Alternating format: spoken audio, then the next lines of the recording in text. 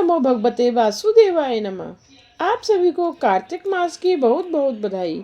आज हम कार्तिक मास महात्म के 19वें अध्याय की कथा का श्रवण करेंगे। सूत जी कहते हैं, महाराजा पृथु ने नारद जी से पूछा, हे देव ऋषि, यम पंचक काल में दीपदान का क्या महत्व और विधान है? कृपा करके मुझको बतलाइए।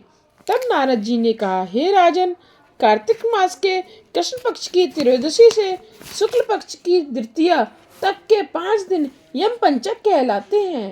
इन दिनों में धनतेरस की रात्रि को यमराज के निमित्त दीपक जलाने से यमराज प्रसन्न होते हैं और अकाल मृत्यु आदि नहीं होती। इसके अगले दिन कार्तिक कृष्ण चतुर्दशी को नरक चतुर्दशी भी कहते हैं। इस दिन तिल का तेल, अपामार्ग तथा दूर्वा आदि लगाकर स्नान करना चाहिए। स्नान के बाद दक्षिण की ओर मुख करके अपसभ्य होकर जल में तिल मिलावे और 3 दिन अंजलि से यमाय, धर्मराजाय, मृत्युवे, अंतकाय, कालाय, सरभूतक्षाय, औदुम्बराय, ददनाय, परमेष्टने, ब्रकोदराय, चित्राय, चित्रगुप्ताय इन नामों से यमराज को तर्पण करें। फिर सायकाल ब्रह्मा, विष्णु, शिव तथा दुर्गा के मंदिरों में तथा वृक्ष सभा, गौशाला, बगीचा, नदी, तालाब, कुआं, बावड़ी, गली, चौरास्ता, खेत, शमशान आदि में दीपक जलावे और रात्रि को श्री लक्ष्मी जी की पूजा करें। यदि शस्त्र से किसी की मृत्यु हुई हो तो उसके निमित्त भी चतुर्दशी को दीपदान करना चाहिए। इससे अच्छे पुण्य फल प्राप्त होता है। इसके बाद कन्या, ब्रह्मचारी तथा तपस्वियों को भोजन करावें। इससे यमलोक न जाकर शिवलोक की प्राप्ति होती है। कार्तिक की अमावस्या अर्थात दीपावली के दिन भी स्नान आदि से निवृत्त होकर पितरों का पूजन व श्राद्ध करके ब्राह्मणों को भोजन करावें। फिर सायंकाल घर तुलसी के समीप, देव स्थान, शमशान, नदी, पर्वत, चौरास्ता तथा गौशाला में दीपक जलावें। तत्पश्चात लक्ष्मी जी की स्तुति करके उनको जगावें। फिर जिस प्रकार पतिव्रता स्त्री अपने पति से पहले जागती है, उसी प्रकार लक्ष्मी जी भी भगवान से 12 दिन पहले जागती हैं।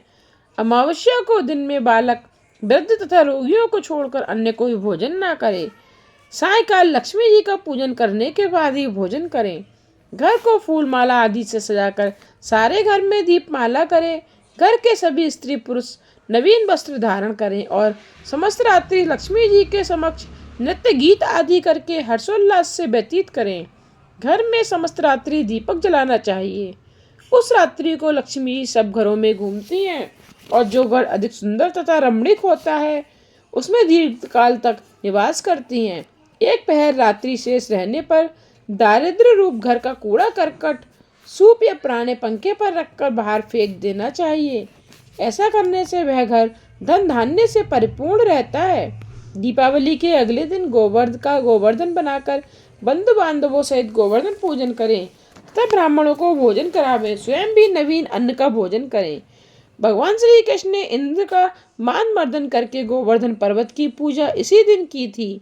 सायकाल के समय गौ, वृषभ अर्थात बैल की पूजा करें तथा अपने परिवार के भरण पोषण व रक्षा के लिए उनसे प्रार्थना करें।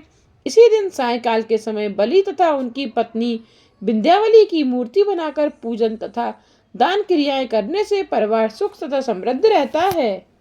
इससे आगे की कथा का श्रवण आप अगले अध्याय में कीजिएगा।